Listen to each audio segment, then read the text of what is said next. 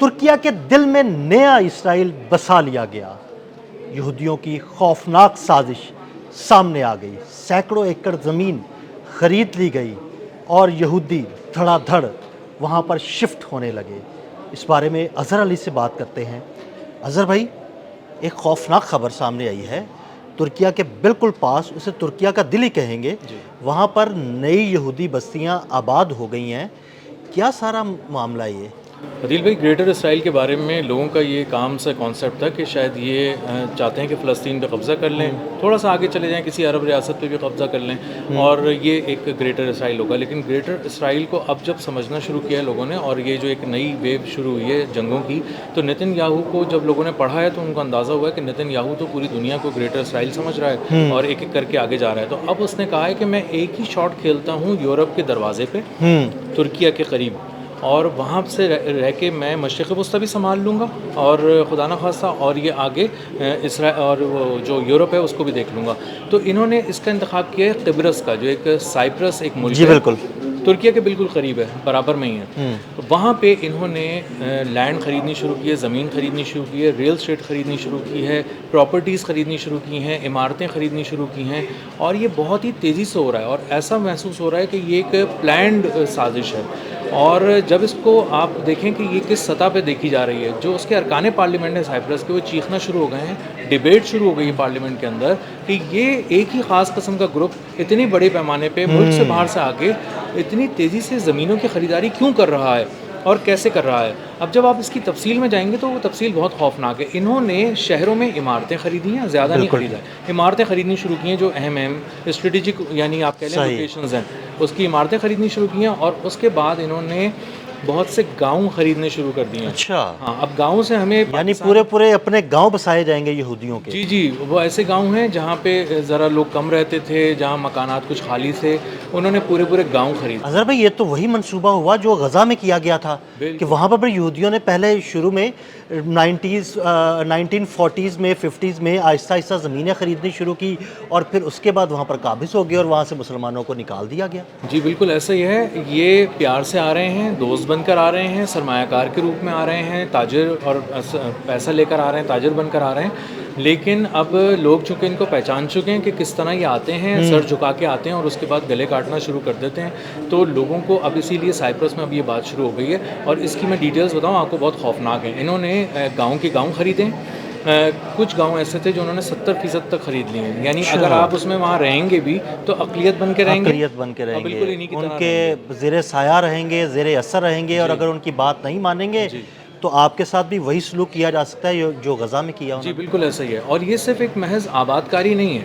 یہاں اس کی ڈیٹیل میں آپ کو بتاؤں کہ ہنگری کا جو ایک اسرائیلی بزنس مین ہے جو ہنگری میں رہتا تھا، تو ہنگری سے وہ انویسٹمنٹ لے کر آیا اور پورے گاؤں خریدنا شروع ہو گیا.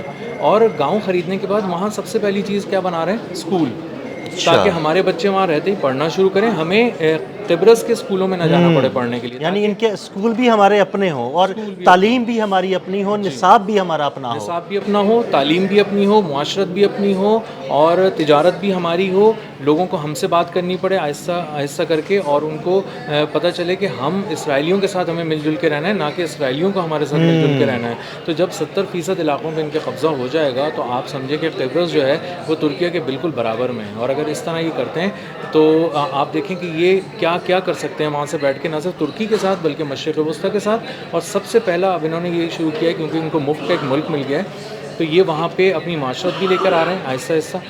لوگوں کو کہہ رہے ہیں تم آنا شروع کرو، تھوڑے کر کے تعداد میں آ کے وہاں رہنا شروع کر رہے ہیں. لیکن زیادہ تر جگہوں پہ جب یہ نہیں رہ رہے ہیں تو وہاں کی پراپرٹی کو بائی کر چکے ہیں، عمارتیں بائی کر چکے ہیں، اور وہاں پر جو بزنس ہیں بڑے ان کو ایکوائر کر رہے ہیں، کولیبریشنز کر رہے ہیں. تو آپ کو اب 2-3 سال کے اندر ہی، زیادہ عرصہ نہیں لگے گا آپ کو، اگر یہی رفتار رہے گی تو آپ کو سننے کو ملے گا کہ قبرص میں جو ہے وہ اسرائیل کا ایک ہیڈ کوارٹر ہے. اب آپ دوسرے اسرائیل فیز 2 کی طرف چلے جائیں، ایکسٹینشن کے طور پہ سمجھنے لگیں اس کو اسرائیل کا. اور دوسرا یہ کہ وہاں سے بیٹھ کر پھر یہ ترکیہ کو چاہتے ہیں کسی طرح قبضے میں کر لے، کیونکہ جو عرب ریجن ہے وہ کافی حد تک ان کو سمجھ میں آ گیا کہ ہمیں کس طرح لینا ہے.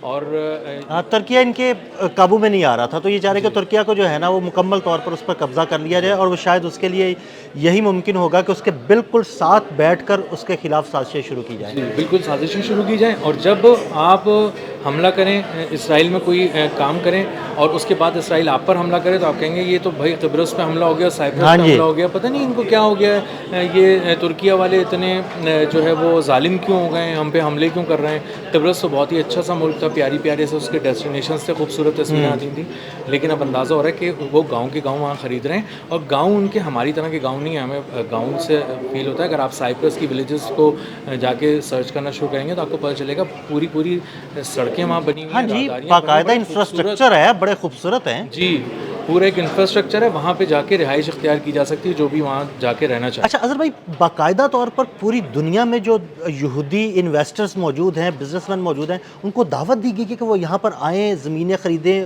اور یہاں پر اپنا ایک الگ سے جو ہے نا ایک چھوٹا سا ملک ٹائپ بنایا جائے. جی ان کو پہلے خفیہ پیغام بھیجا گیا, ان کو بتایا گیا کہ فلاں فلاں فلاں صاحب آپ ذرا فلاں فلاں ملکوں سے آئیں, ہنگری سے آئیں, مختلف جگہوں پہ آئیں اور آ کے نا یہاں پہ کچھ عمارتیں خریدنی شروع کر دیں تو کسی کو فیل نہیں ہوگا.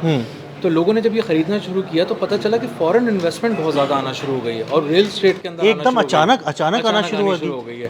تو جب لوگوں نے اس کو بیٹھ کر پڑھنا شروع کیا, اس کو ڈیپ ڈاؤن اس کی اسٹڈی کی, تو ان کو اندازہ ہوا کہ یہ تو ریل اسٹیٹ میں ہی سرمایہ کاری ہو رہی ہے, زمینیں ایکوائر ہو رہی ہیں اور غیر ملکی کر رہے ہیں, کوئی لوکل بزنسز کے ساتھ بھی مل کے کچھ کام نہیں کر رہے, کوئی کولیبریشن, کوئی جوائنٹ وینچر ہونا چاہیے, وہ کچھ بھی نہیں ہو رہا. تو انہیں اندازہ یہ ہوا کہ یہ تو ہمیں اقلیت میں بدلنے کی سازش ہے, اور یہ ایک اکثریتی علاقہ بنایا جا رہا ہے. کس کے لیے بنایا جا رہا ہے؟ جب انہوں نے اس کو پڑھنا شروع کیا یہودیوں کے تو لیے. انہیں پتہ چلا کہ سارے یہودی انویسٹر سے.